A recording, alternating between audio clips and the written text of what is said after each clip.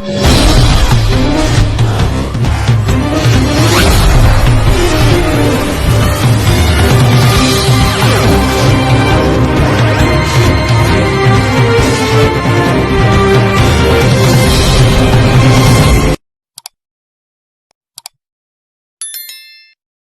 mapagpalang araw na naman po sa ating mga kalingap. Nandito po tayo kay Kuya Carding. Yan po ay si Kuya Carding. Dati ko naman po yan na i-vlog na. Babalikan po natin muli kasi nabalitaan po natin na nasunugan daw sila. Buti naman at hindi nadama yung kanilang bahay. Ayan mga kalingap, yung bahay ni Kuya Carding. Opo, Kuya. Ayun, Pasok po kayo. Basa po ko. Okay lang.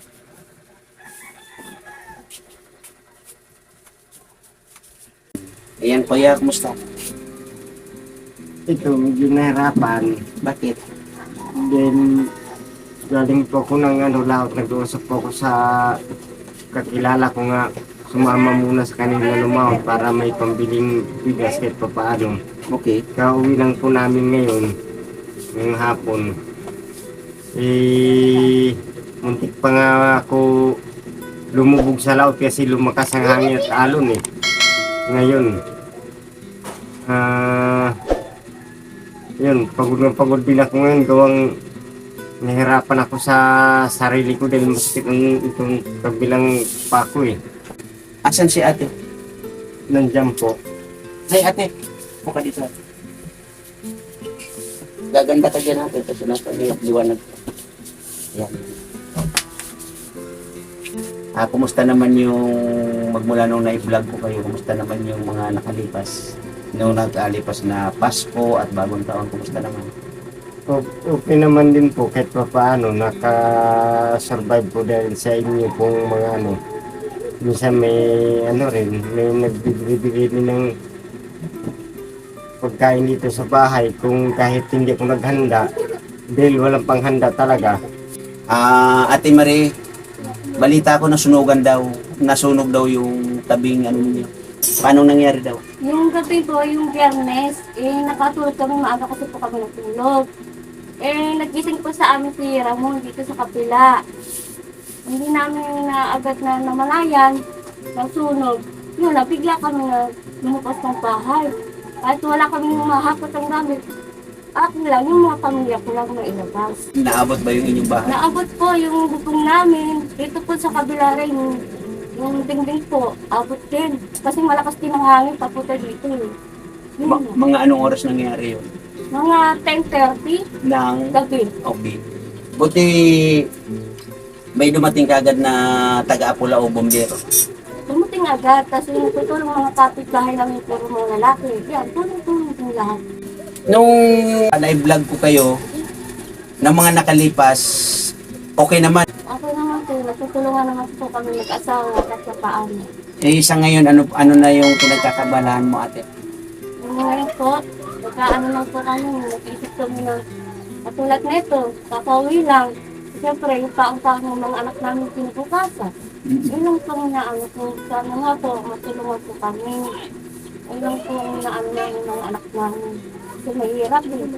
Yung mga anak mo, kuya, okay naman pag-aaral nila o tuloy-tuloy naman? Tuloy-tuloy naman din po pag-aaral nila. Gawang pag napunta ko sa tabing dagat na tulong para may pambago lang po sila sa school kahit pa paano. Yung dinaramdam mo, kuya, na yung unang vlog natin sa inyo, di ba yung aksidente na nangyari sa inyo, ano na ba, hanggang ngayon ba wala talaga? As in, wala na, burado na. Kumbaga, kayo na yung nagsasuffer talaga. Opo, kami na lang po. Ako na nag-aaral sa kanya. Gusto ko sana po yung pagkaitos na ngayon kasi nga lang, nahihirapan siya maglakad eh. Kaya ako na, nahihirapan na rin. Okay. Kasi minsan, nagperuan, yung mga anak ko wala nagbabantay. Ako pa rin nag-aaral pa, nag-ahabit mundo. So ano talaga yung exact na dinaramdam mo sa yung katawan, kuya? Ito yung yung tuhod ko talagang ito talagang epektado, masakit hanggang dito. Masakit talaga.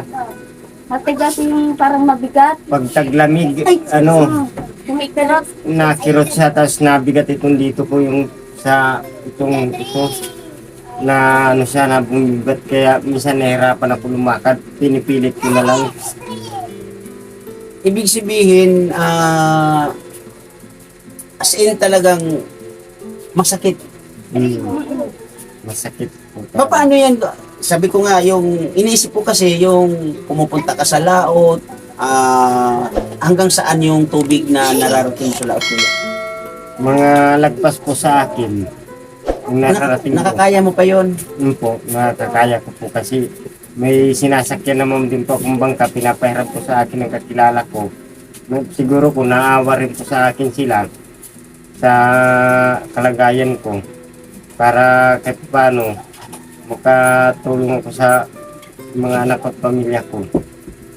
Ayun mga kalingap, si tatay kasi ay naaksidente ng 2000, ano ba ate? Kailan ba yun ate Mare? 2021. 2021. Ang kwento po niya ay nandoon sa unang vlog ko, pero ikukwento ko po muli dito. Si Tatay Carding kasi ay naaksidente. Nabangga siya, then nung nabangga siya, dinala siya sa ospital. Nung nadala siya sa ospital, okay naman, pinagamot siya. At ano yun ate, binigyan kayo ng konting halaga? 13. Pera lang yung panggamot niya. Ayun, binigyan kayo ng 13,000 para sa gamot niya. Sa pagkain. Okay, yung 13,000 na yun na naibigay sa inyo nung naka-aksidente kay kuya, wala nang kasunod. Wala na po. As in, mayroon kayong kasulatan? Meron po. Pinirmahan nyo na rin. Ayun, yun pala yung kwento nila mga kalingap na yung kanyang, yung pagkaka-aksidente ni kuya, yung naka-aksidente is, kumbaga, sinitol naman niya, hindi naman niya iniwanan totally, na ang inisip ko, iniwanan siyang totally, kumbaga, pinahospital lang siya, okay na, pinauwi sa bahay, okay na, pero hindi pala, nabigyan pala siya mga kalingap ng 13,000. Yung 13,000 na yun, ante, is cash. Ano naman yung ginawa nyo dun sa 13,000? Binili po namin mga gamot na lahat ng mga kailangan. Tapos yung iba naman po, binili namin yung mga bigas, mga ulam, pang araw-araw na para lumakas yung katawan niya. Yun lang, hindi ko naabot. Ilang linggo lang, ilang buwan. So ang nangyari pala ate, Kuya Carding, yung 13,000 na yon, bumili kayo ng gamot ninyo. Sa kanya.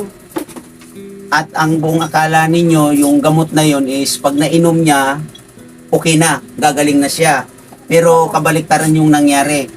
Na ayun nga mga kalingap na hanggang sa ngayon, nananakit yung buong, halos kalahating katawan ni Tatay Carding. Halos kalahating katawan ni Tatay Carding. Masakit po. Nananakit. At hindi rin po siya makapagtrabaho ng Maayos. normal, umaayos.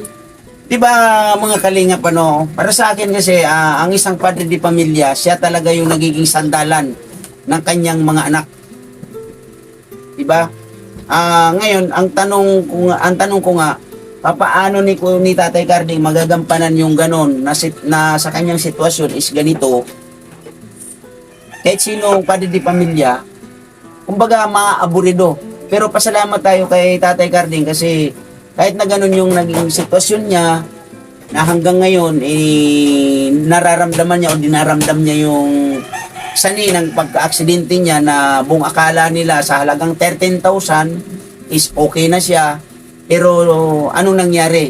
Ito siya, nagsasuffer o nahihirapan. Pati yung kanyang buong pamilya, mga anak niya, nagsasuffer dahil sa kakulangan o nagkukulang na sa pang-araw-araw, kulang sa pinansyal, di ba? So ngayon Tatay Carding, Nanay Marie, sa mga nagdaan o sa mga paparating lalo ng mga panahon na si Tatay Carding is hanggang ganito na lang, ano yung inyong iniisip na lang para sa iyo Tatay Carding? Kasi siyempre, pamilya ka, di ba? Opo. nasa sayo lahat yung pag-iisip, kumbaga pagpaplano, kung paano may tataguyod yung mga anak, yung buong pamilya. Pero sa ngayon na ganyan yung sitwasyon mo, ano yung iniisip mo, kuya? Yung iniisip ko lang to sa sarili ko, sana dumating ang panahon na gumaling na ako. Kahit pa naman paano sa ngayon, masakit ang ino ko, pinitis ko lang para sa mga anak ko talaga. Makatulong sa kanila, makapag-aral sila. Yung akin kahit malamig sa laot, tapos kumikirot ang tuhod ko ito, pinitis ko para sa mga bata lang makapag-aral sila. May pambaon na araw-araw, yun lang ano ko sa kanila. Ang ano ko, mag-aaral sila lang mabuti dahil hindi natin masabi ang panahon nga laging ganito ang katawan ko. Baka pagdating ng panahon, bigla na lang huminang tuhod ko rin, yun nga ang epekado sa pagkabangga.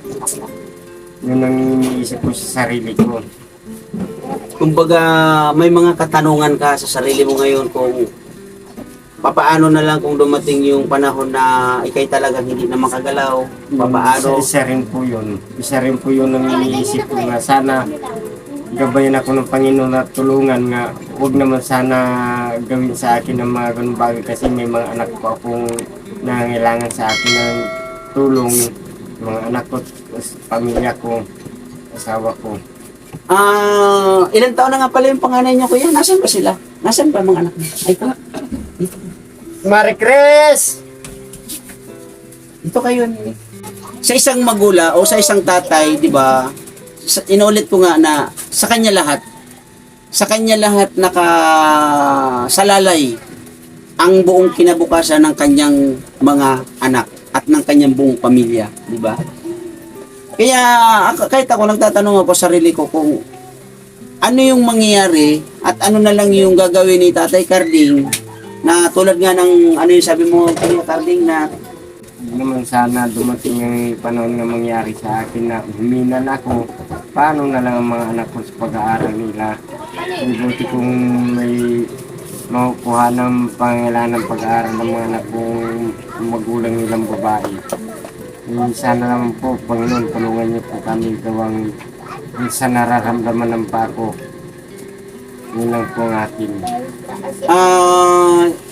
ito si ano, malaki na to, ilang taon na to? 12 po. 12. 12. Anong year na siya? Anong Grade 6 na po siya. grade 6? Grade 6 pa lang siya, no? At ito si ano, May naging Maynalyn, ilang taon na siya? 10. 10. Tapos ito, Ay, ito pala si May naging 10. ito ang 10. Tapos ito ang Ano, 9. 9. So ibig sabihin, Ito, ano. ito na siya yung bunso.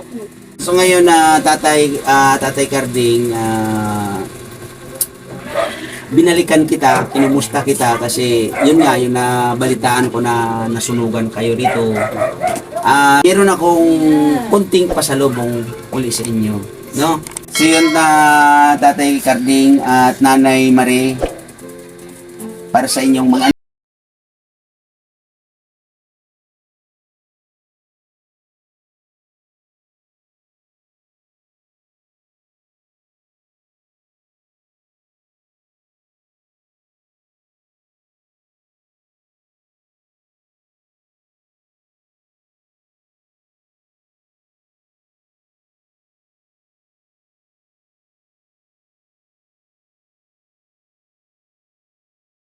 pagdamutan ninyo yan, Tatay Carding, kasi yan pa lang ang kaya ni Tatay.